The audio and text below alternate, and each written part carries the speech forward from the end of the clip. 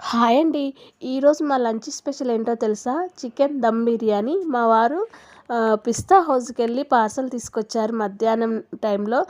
మా పిల్లలొచ్చేసరికి ఇంకా ఉండాలని చెప్పేసి తీసుకొచ్చారు. 3 అవుతుంది. నేనైతే మంచి ఆకలి మీదున్నా.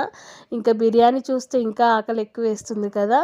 సో, నేనైతే ఇంక పెట్టుకొని తింటున్నానండి మా పిల్లలు రాకముందుకి. వాళ్ళొచ్చేసరికి చల్లారిపోయిద్దని. ఫస్ట్ ముద్దయితే నాకు అసలు చాలా ఇష్టంగా తింటాను. ఒక 2, 3 ముద్దలు.